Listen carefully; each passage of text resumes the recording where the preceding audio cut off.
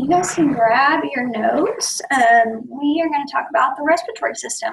Now this PowerPoint is actually really short. This lecture is pretty short. We just kind of very quickly skim over the respiratory system and a couple of diseases that kind of encompass maybe some others. So follow along. Make sure you write in on your notes pages and do this one a little bit different so you guys can fill in notes as we go through. And then we will actually, I'm going to pull up a program that I have on here, and you guys should be able to hear some lung sounds. We'll listen to those afterwards.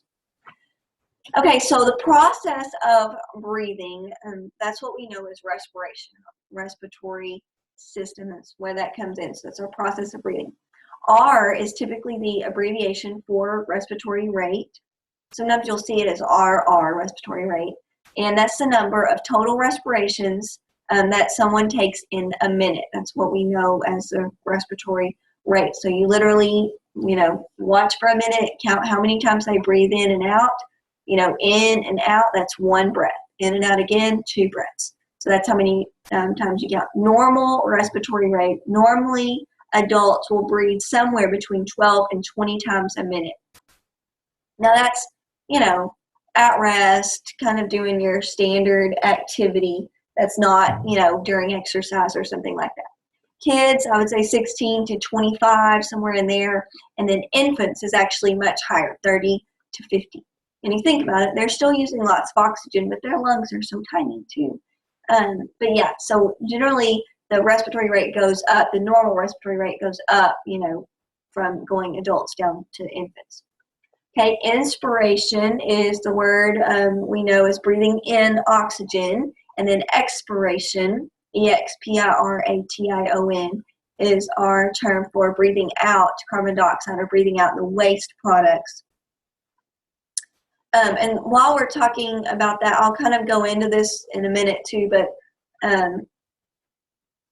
respiration takes place a couple of places. You have your external respiration, which is like where basically in your lungs, you breathe in air into your lungs and it crosses over the air sacs, the tiny little air sacs into your lungs, and oxygen goes into your bloodstream. Well, then you have internal respiration, which is where the oxygen leaves the bloodstream and goes into the tissues all over your body. And if you remember, we talked about this, but blood is basically a passageway for oxygen. I mean, it just carries oxygen. That's its purpose, because all of our cells have to have oxygen to survive. Okay, more vocabulary we're going to see in here. This first word is dyspnea, and I think we've talked about that word several times this year. D-Y-S-P-N-E-A, dyspnea. Dys means bad or labored, and then P-N-E-A means breathing. Okay, so dyspnea. Another term that we'll see some is apnea. So remember, A is like without or in the absence of. So apnea is without breathing. Now apnea, it doesn't necessarily mean that someone completely quits breathing and dies. Now it could consider that, not breathing at all is apnea, but a lot of times we hear this word in reference to sleep apnea, and there's many of you who probably have a family member with sleep apnea and they wear a mask at night. I always hear people talk about it looking like a Darth Vader mask or something, but they wear that mask at night, and what that mask does, it's called a CPAP, continuous positive airway pressure, and it kind of keeps open their airway. What happens at night with sleep apnea is their airway kind of collapses. And so what that does is, one, it causes the snoring. That's why you hear that, because it's the air movement through that collapsed airway. And then secondly is, they continually wake up. It's like they constantly wake themselves up back and forth, as they are trying to, they're sleeping and their airway is closing off. So that's a couple of things. But they'll actually have periods, several seconds, where they're not breathing at all. And so that's where we get the sleep apnea. Now the last word on here is called cyanosis, C-Y-A-N-O-S-I-S. And we talked about that some in the cardio lecture. That can be a sign that somebody is having some kind of, bad circulation issues. So this is a dusky bluish discoloration of the skin. A lot of times you see it specifically around the lips or the nail beds because they don't have enough oxygen in their bloodstream. Okay, parts of the respiratory system. We have the nose, of course, in the nasal cavity, and then the sinus cavities in your head. Purpose of sinus cavities is that they actually help with speech resonance. That's why when your sinuses get filled up like mine are right now, you kind of sound nasally, okay, because sound actually resonates in there. Now your throat is called the pharynx, PHARNYX. I need to adjust my PowerPoint so I can put those in there. Excuse me. That's the pharynx, PHAR, pharynx, NYX. Anyways, it's hard to spell out loud. That's your throat, and there's actually 3 sections to that. You have the oral, or the nasopharynx, that's up behind the nose, oropharynx behind the mouth, and then the laryngopharynx, which is kind of the deepest part of the throat, right above the voice box, which is called the larynx, LARNYX.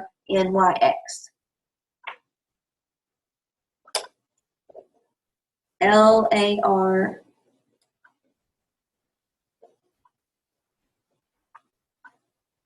I'm sorry, I think I'm spelling wrong.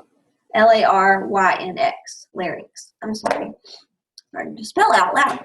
LARYNX.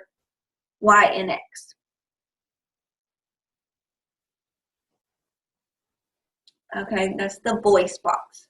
The trachea is just like your windpipe. When people say, oh, windpipe, that's your trachea. And it's a muscular tube. It actually has little cartilage rings that can keep it open. Okay, bronchi are the branches that come off of the trachea, BRONCHI, and they actually break up into a right bronchi and a left, or a right bronchus and a left bronchus.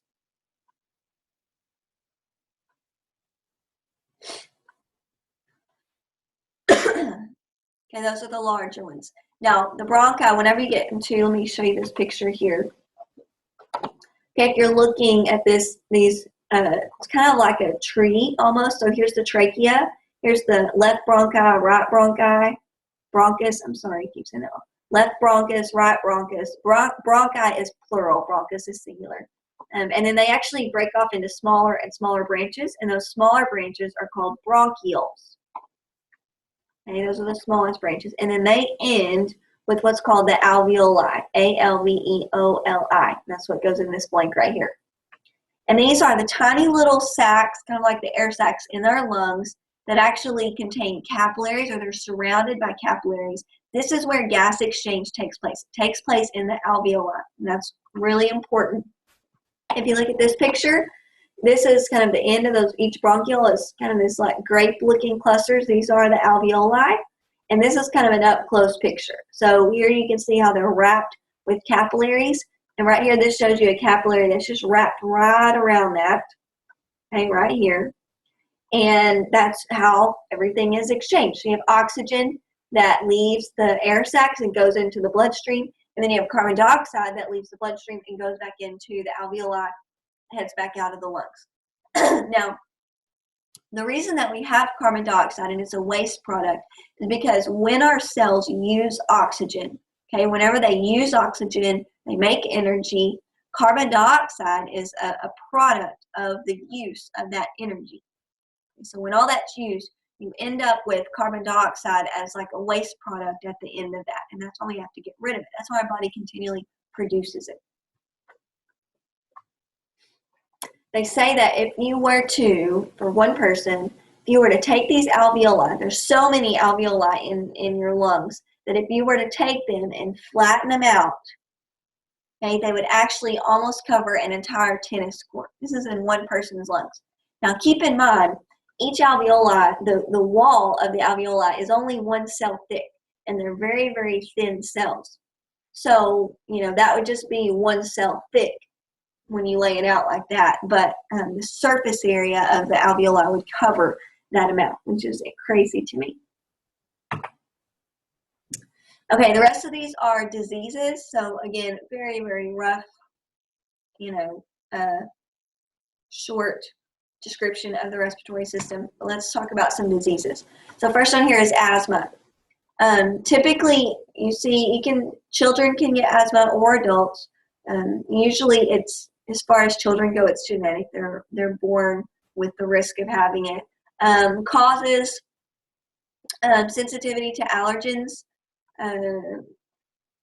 Could potentially be stress, could bring on it like an attack or infection. But basically what happens in asthma, whenever you see this word pathophysiology, that's like what happens in the body, like what does the disease do to the body, not the cause of it, not the symptoms, okay, but actually what occurs in the body that makes the disease what it is. And that's a pathophysiology. Think about it. Pathos, disease. It's like the study of how the disease works. And the way this works is because of allergens or infection, the bronchi actually narrow. It's like they clamp down. And sometimes they have bronchospasms.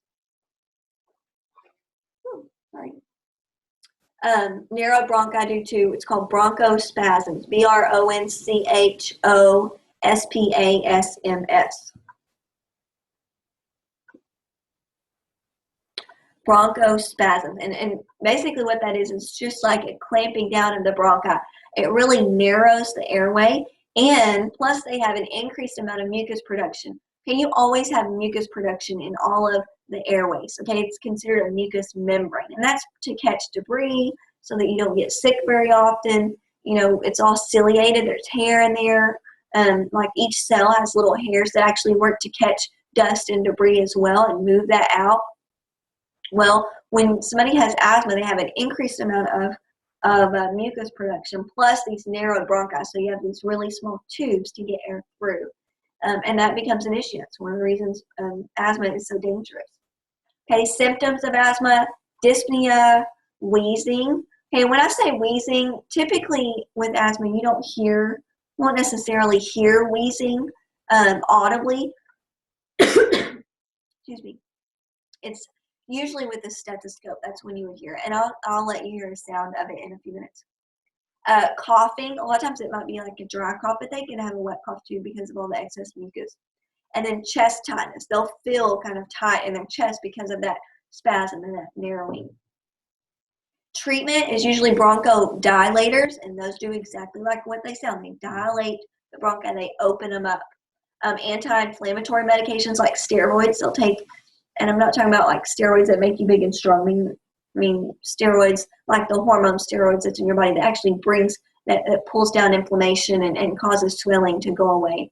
And then another one is oxygen. Of course, because they're getting little oxygen and a little bit of air, you want to increase the percentage of oxygen in the air that they're breathing so that they can get more. So that's asthma. Bronchitis is the next one. Now, pathophysiology, this is also a narrowing of the bronchi, okay, or an inflammation, I guess it would be a better word, or inflammation of the bronchi,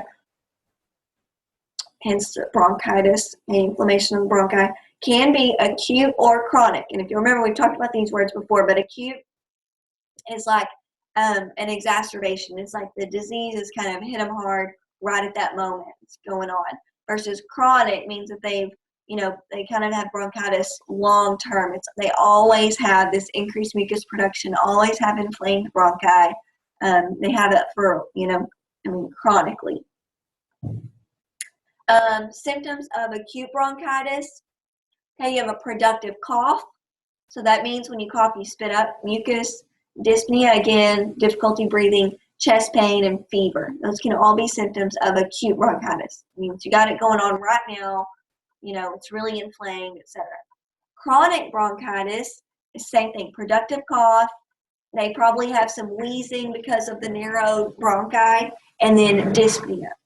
So difficulty breathing. May not necessarily have fever because they don't have an acute infection. Chronic bronchitis, they're going to have it all the time. Treatment is antibiotics if they have fever, if they're having an acute attack of bronchitis. Bronchodilators, and usually steroids. Not sure what's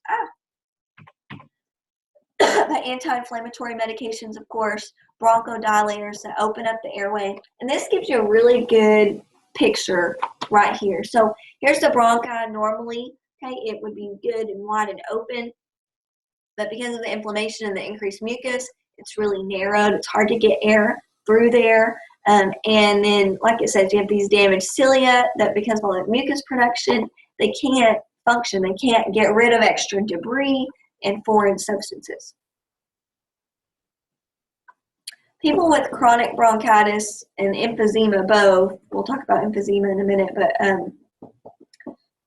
you know, sometimes you hear people who smoked a lot and they have like this hacking kind of cough and they're constantly coughing up mucus and stuff like that.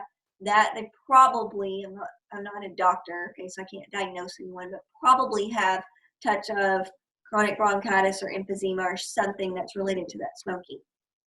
Because all of that cilia is damaged by smoking, and the lungs are damaged by it.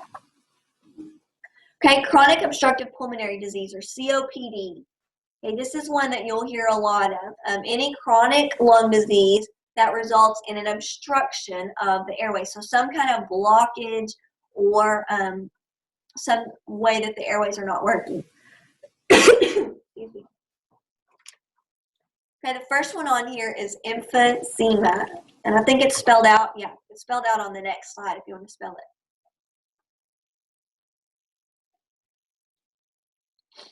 it.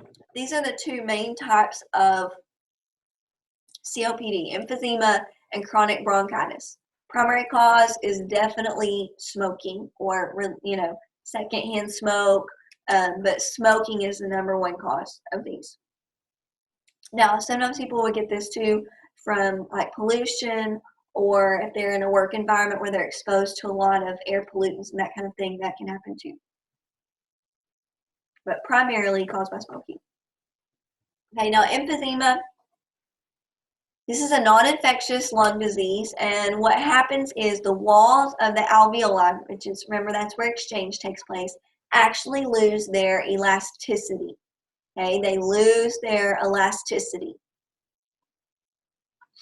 Okay. So it says poor gas exchange causing carbon dioxide to be trapped in the lungs. So one of the things that happens is your lungs, they actually work passively.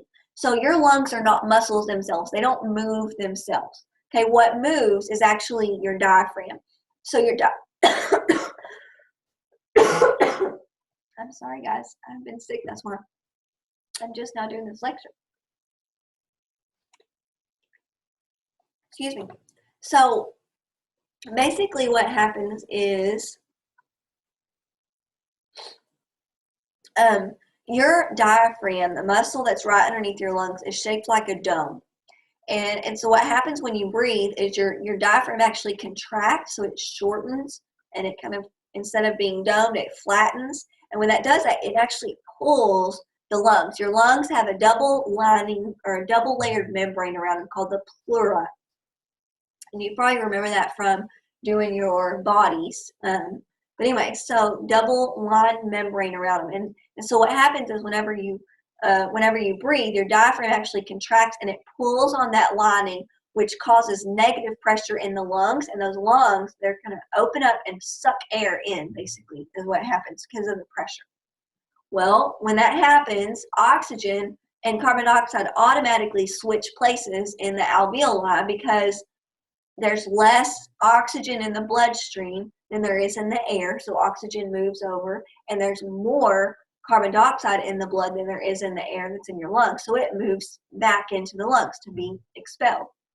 Okay, so that exchange takes place. Well, then at that point, your lungs just like shrink back up. They're kind of an elastic type of tissue, and so because of that, because the pressure at that point, now you've got all that carbon dioxide that's switched off into the lungs, then pressure just kind of pushes the air back out.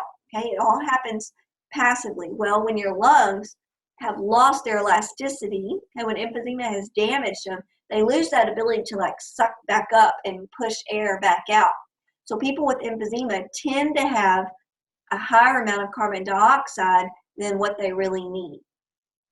Okay. Sometimes you hear them referred to as pink puffers, and that's because carbon dioxide literally makes your skin pink. Like if somebody has died of carbon dioxide poisoning, they will be pink. I watched an episode of CSI one time, and they were pink. So anyways, That so that's what takes place with emphysema.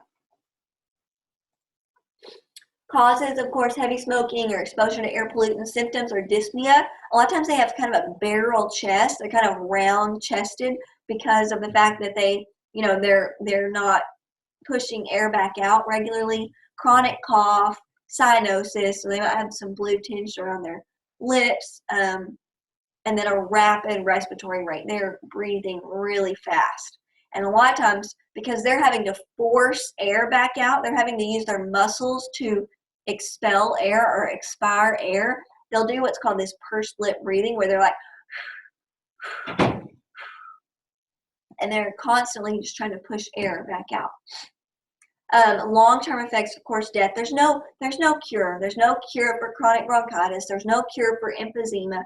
There's treatments to make them more livable or to treat the symptoms, but there's nothing that's going to cure it in the end. It's treated a lot the same as chronic bronchitis. Anti-inflammatory medications, bronchodilators, because they can open up those airways. You know, you've got better movement of air.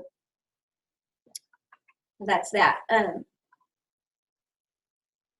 The last one on here is influenza, and some of you guys are probably very familiar with that. So it's a highly contagious viral infection, VIRAL. Okay, that's why you can't take antibiotics for it. Symptoms, chills, fever, cough, muscle pain, fatigue. It's just like really tired, sore throat. Treatment is typically rest, medications for fever and the pain, fluids. Sometimes they'll prescribe an antiviral called Tamiflu. Some of you guys have probably taken that before. But then every year they create immunizations or vaccines due to different strains, because there's always different strains every year. And so the way that immunizations work is basically they give you like a little bitty bit of the virus, whatever it is. It could be a live virus, it can be a dead virus. But what they do is, because you've been exposed to a little bit of that virus, your body actually builds up antibodies that will fight against it. And so that way, when you're exposed to it the next time, like at school or wherever you are, you're exposed to it, your body can really quickly fight it off because it's already built up antibodies. It doesn't have to create this big sickness because your antibodies are already ready for it. So that's how those function. Pneumonia. Now, pneumonia is another disease. This is an infection in the lungs. Okay, it says that inflammation or infection in lungs due to fluid could be alveoli.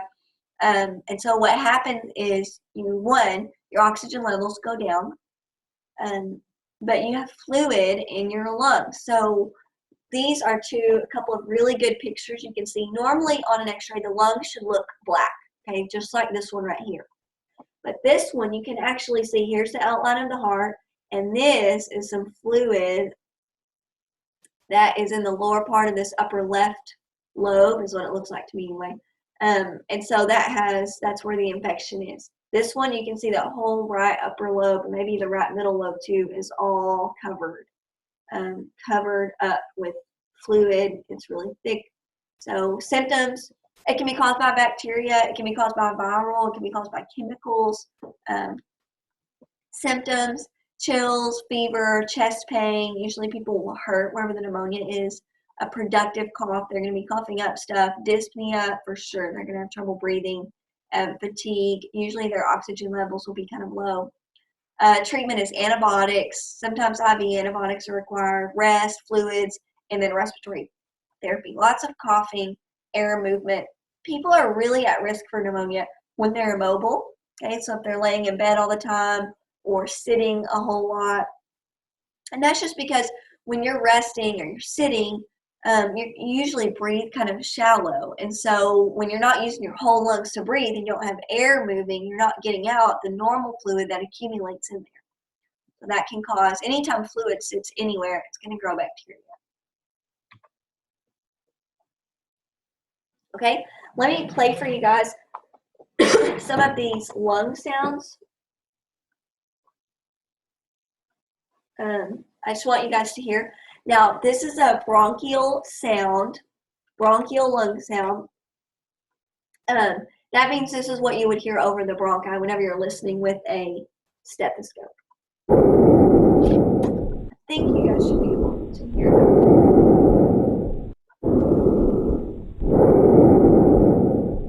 Okay, vesicular means this is what you would hear over like the outer parts of the lungs.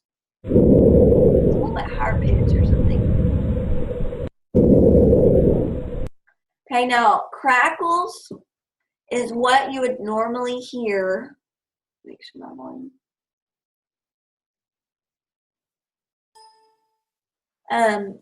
Crackles is what you would normally hear if somebody has fluid in their lungs. And it kind of sounds like a popping noise, and that's some of that fluid, you know, kind of making that noise. Say it kind of sounds like hair, like if you,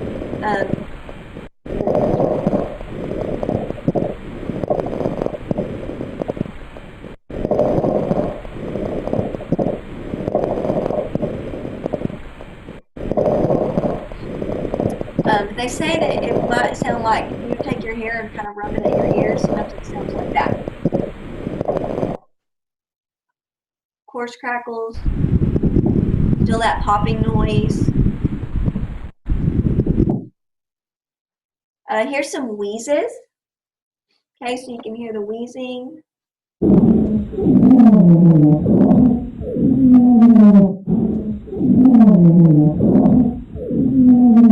Usually expiratory wheezes is what you usually will hear, especially with asthma or something like that. They'll wheeze whenever the air is going back out. This one's just kind of a funny sound. This might occur, it says, in pneumonia or some kind of interstitial disease.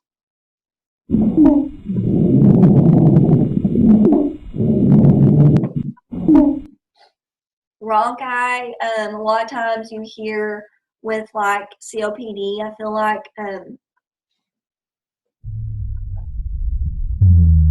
of a snoring kind of sound or a low sound.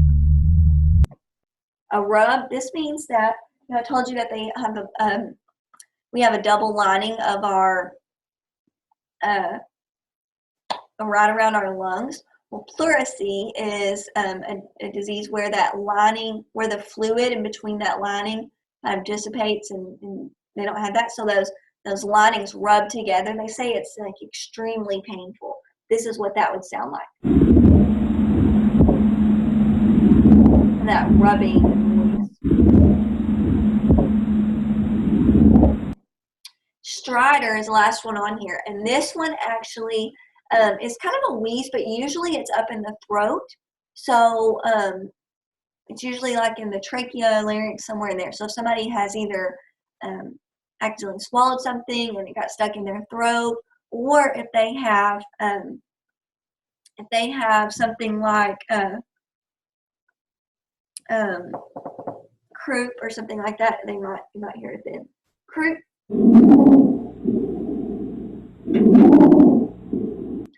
Now croup has its own cough. I think I played that for somebody, maybe it may have been in anatomy, but anyways, a few weeks ago. But croup has its own sounding cough. Croup usually sounds like a seal or something. It's like a barking cough. It's really kind of strange.